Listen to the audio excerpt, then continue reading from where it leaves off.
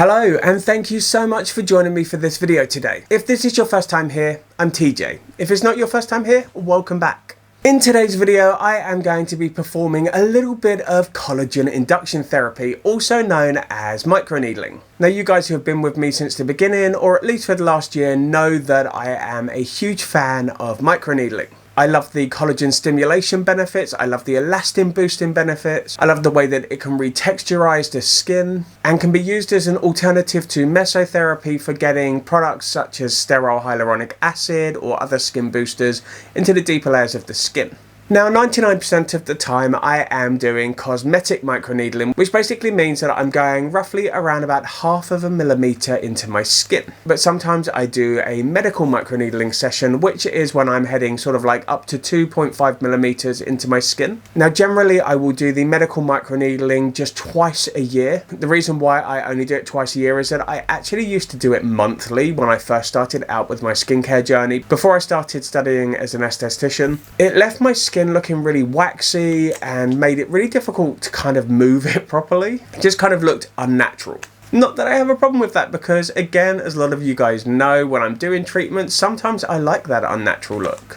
But for today's video, I'm going to be in the middle of cosmetic and medical microneedling. I'm going to be using the 1 millimeter setting on my microneedling pen. This is the TB-PHP pen. I've also got a sterile 12 needle cartridge right here. I find that the 12 needle gives me better results than the 36 needle or the nano cartridges. Obviously, I need a skin booster that is sterile, so I'm using the Handheal hyaluronic acid for this one. I've still got 4 vials to use in here, so that's what I'm going to be using with this treatment. As I'm going to be averaging at around about 1 millimeter, which means I'm actually going to be breaking the surface of the skin. Going to give my skin a wipe down with a chlorhexidine wipe first. This is really just to make sure that there's no kind of bacteria or nasties that are going to get into my skin if I break through into like the small blood vessels. Just keeping things nice and clean.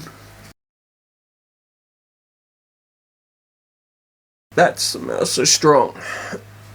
Just because my fingers won't be coming in direct contact with my skin, it doesn't mean that I can be lax when it comes to my hygiene. Sterility is everything, whether you're doing this at home or you're having it done by a professional or you are the professional doing it. But you guys already know that, and you don't need me teaching your grandma how to suck eggs. Okay, so I've got my pen right here. It is fully charged, and I don't know why I'm talking like that. Going to drop the tip in, so it just screws in. Then what I do is I just got to locate the point on here. So we're at 0 at the moment, so I'm just wrapping this around to 1 millimeter. Now, on certain areas I will probably reduce the depth, because there's no need for me to go in like 1 millimeter deep when I'm going over my brow bone area, or really anywhere where the bone is close to the surface of the skin, because all you're going to be doing is just causing inflammation when there's not much tissue there to kind of build collagen in. Take one of the Handheal PDRN, so pen on against the skin, and then I am going just the fastest speed. And then you'll notice that when I do a microneedling treatment that I dab the pen against my skin, so just kind of bouncing it gently off the surface of my skin. I'm not dragging it and creating any micro tears. There are people out there trying to say that the micro tears and everything, they're not a real thing to be concerned about. Tried telling that to my face last year when I scratched the heck out of it. Took forever to heal. My skin tone looked horrible for ages.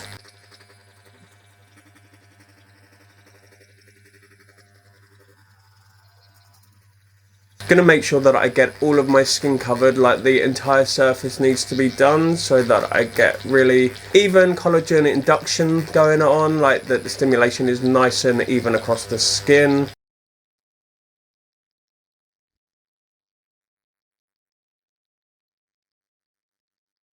Bit of the hyaluronic acid, and then just rub it in. You'll also see a lot of the estheticians and other skincare gurus and influencers going on about that you don't need to bleed for a microneedling treatment to be successful, which is true to a degree.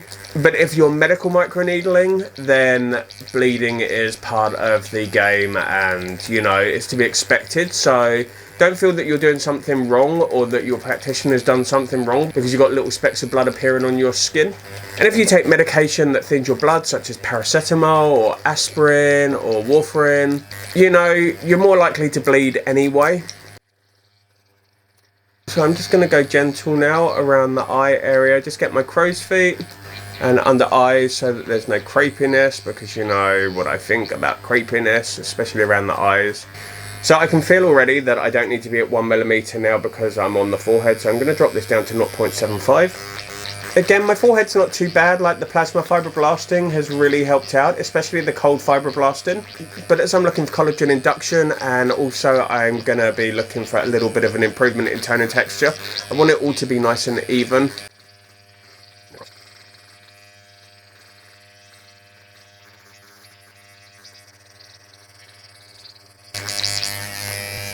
A little bit of the HA and rub it in.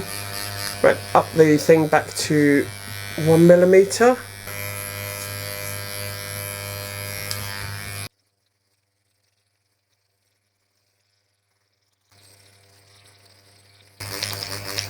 Just working my way down, making sure that I cover every inch of my face.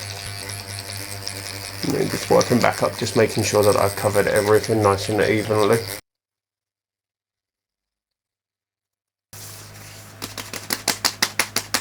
And we're just patting it in to make sure it goes into all of those little tiny holes.